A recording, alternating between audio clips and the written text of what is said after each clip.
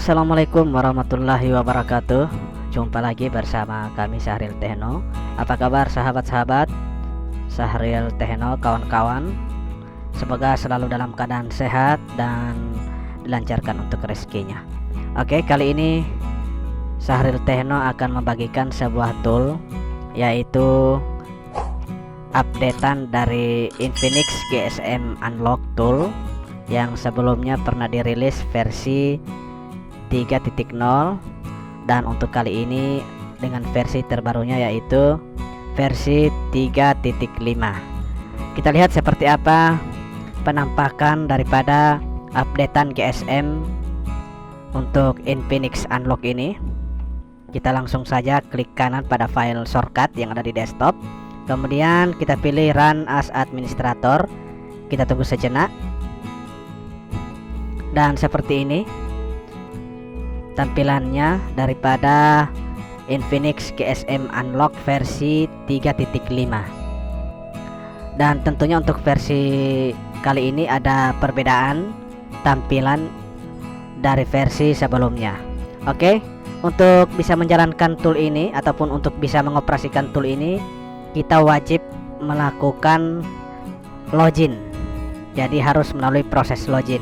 Di sini kita harus mengisi untuk username dan password. Oke, langsung saja kita isi untuk username-nya. Kemudian untuk password,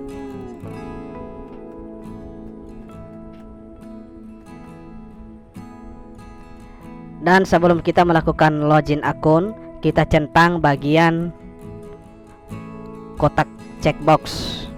Kita centang untuk bagian checkbox ini supaya agar untuk akun daripada username dan password sudah tersimpan.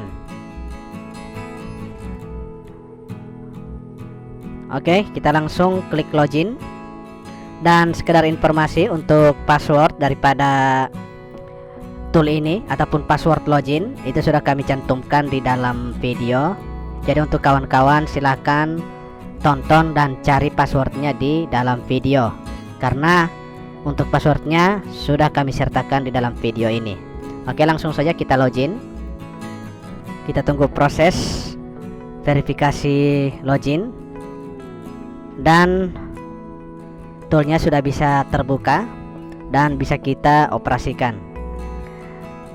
Untuk kali ini di versi updatean terbaru yaitu 3,5 ataupun 3.5, ini ada penambahan beberapa fitur, antara lain untuk menu fastboot, ADB, reboot, kemudian ada email dan flashing.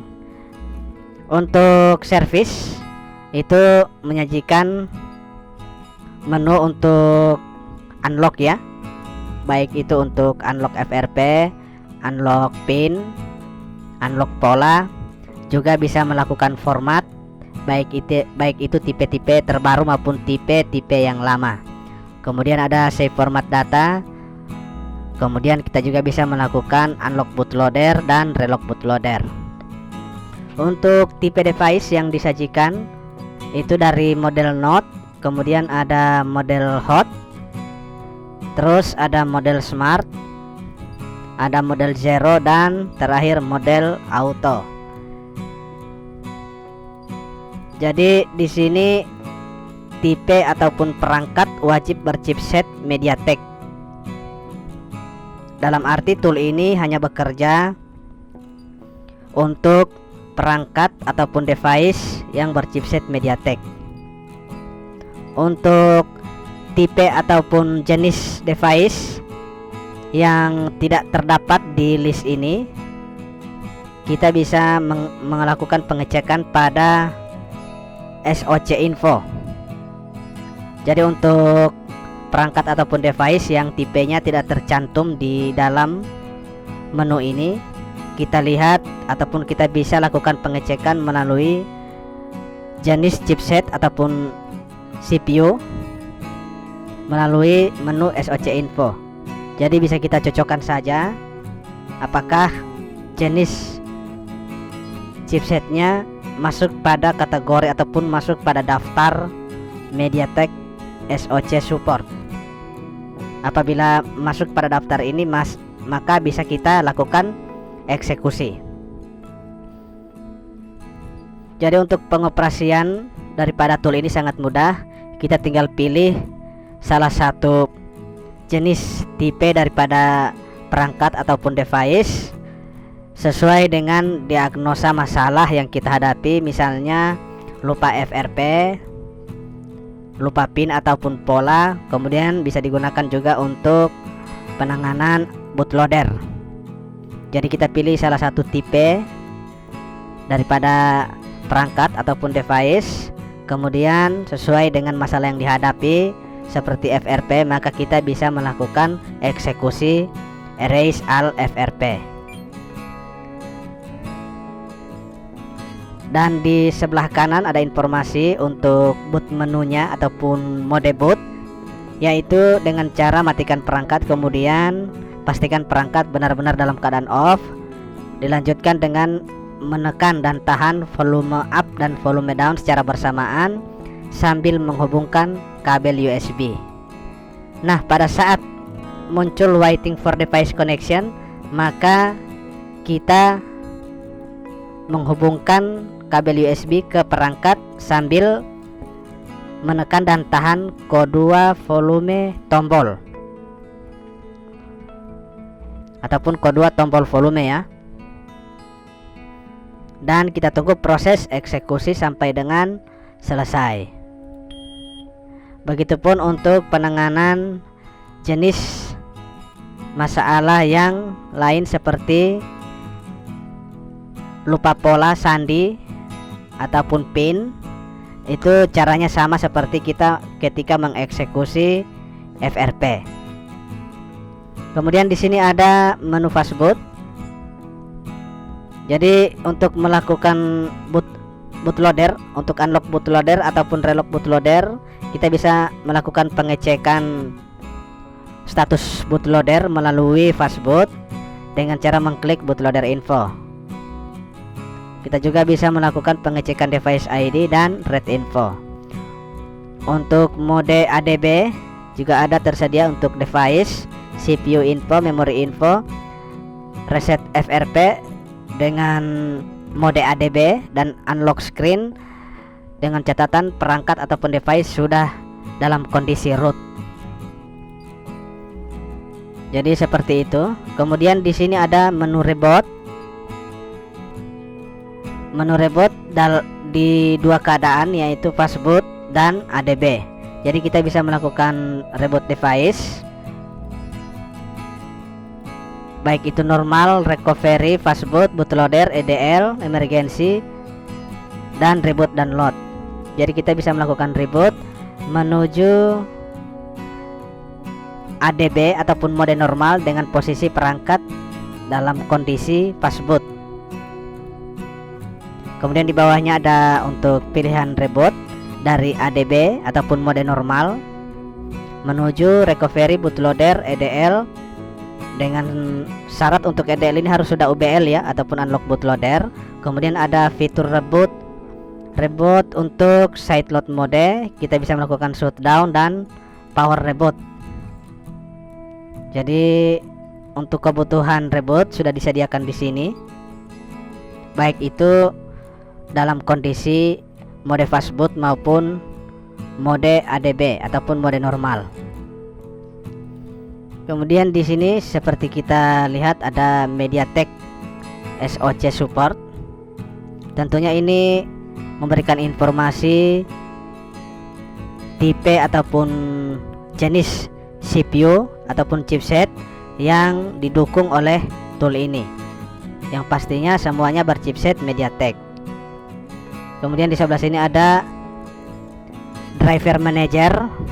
Itu menyajikan antara lain driver untuk MediaTek 1, MediaTek 2. Kemudian ada device manager yang fungsinya untuk mengecek apakah driver sudah terpasang dengan benar atau tidak sesuai dengan jenis perangkat. Kemudian di sini ada bagian email untuk bagian email ini syarat utama yaitu perangkat harus sudah dalam kondisi root. Jadi perangkat harus sudah di root ya untuk syarat repair email. Jadi kita tinggal mengisikan email di bagian sini untuk email 1 sesuai dengan email yang tertera pada box ataupun dus handphone. Kemudian untuk email 2 setelah kedua kolom ini terisi, kita lanjutkan dengan scan untuk perangkat ataupun device, dilanjutkan dengan melakukan write email.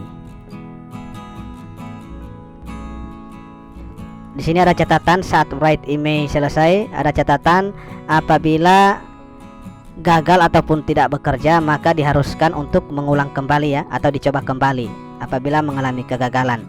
Jadi syarat utama daripada untuk repair email ini yaitu harus kondisi sudah dalam posisi di root. Selanjutnya di sini ada flashing. Jadi khusus MediaTek juga untuk tool ini menyediakan fitur flash. Kita tinggal masukkan saja untuk file scatter.